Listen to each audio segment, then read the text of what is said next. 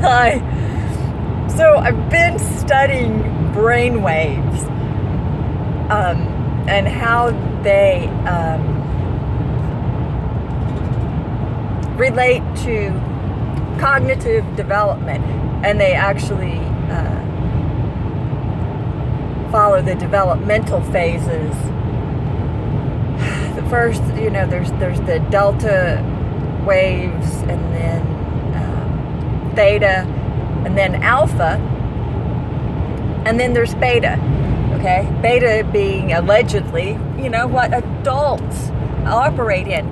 Beta, being the second letter of the Greek alphabet, and binary, bi being two. So these two things are the same thing. When I talk about the binary brain, I'm talking about the beta brain. People who operate at the beta wavelength. This is the wavelength where you believe the facade, where you believe the illusion, where you can't tell the truth from a lie, okay? Oh, here's the deal. This is what's really cool. Because somewhere between the ages of 7 and 13, this is a critical freaking time for Asperger's children. This is when they're singled out as being different and having problems, okay? From personal experience, when I was 8 years old, God, and this was like 100 years ago, okay? 100 years ago, when I was 8 years old, my mother took me to a doctor because I guess she kind of knew I was creepy and something was really wrong with me. So anyway, the doctor put me on these little red pills. I mean, I had resting bitch face at the age of 8, okay? I was depressed. I was so depressed. And it's because I knew what was going on. I knew the score, okay? And I knew what came next. That's part of being me. I know what comes next. Because my subconscious mind has already collected all the data, and I know what comes next, and it's not going to be pretty, okay? So anyway, at the age of 8, which is so typical of this, my mom takes me to a doctor. He puts me on these little red pills, which like 30 years later, I found out are antidepressants, okay? So I'm on antidepressants at the age of 8. And I'm just going to throw this out there. Luckily for me, my parents were extremely unstable, so that didn't last very long, and it wasn't antidepressants for very long, which I'm really glad of that.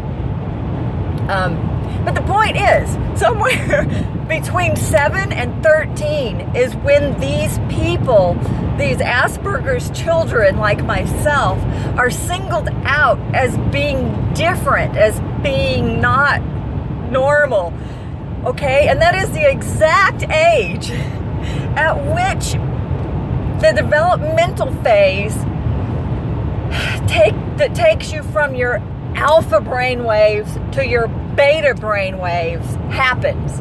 That's when that occurs, somewhere between 7 and 13, okay? That's their operational phase, I think. Formal operational. Yes, that's what that's called. Okay. So the vast majority of kids, somewhere between 7 and 13, like totally ditch their connection to their subconscious mind and totally start operating in these beta waves, in beta mode. Binary mode, okay? They totally ditch their stuff. There's this break in the link somehow for some reason, okay? And they become these binary people. Now, in people like me who have Asperger's, we are resistant to losing that connection, okay? We don't lose it. We don't break it. And that's when people go, man, something's wrong with this kid. They're not assimilating properly. So what that means in real terminology is that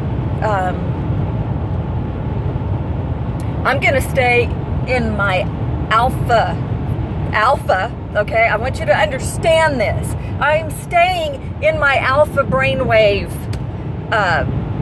place. That's a place. That's a place where you're one with everything. Okay, that's where you feel like you're one with everything, and that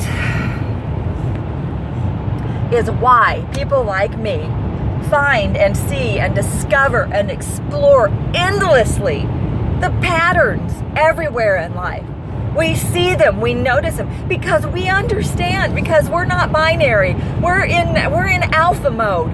We know inherently, deeply to our bones that everything is connected to everything else. That everything occurs in context of something else, and we're constantly searching for that context. This is how we discover who we are and how we fit into this world that we know we're one with. Now, when you go into binary mode, when you make that transfer, you become separated from this oneness, from this knowingness. Okay? You become separated. And what you actually enter into is your ego mind. It's not actually mind, it's actually mindlessness. You're separated from your actual mind, and you like become this obedient robot, and you become this that's where your ego is. That's where,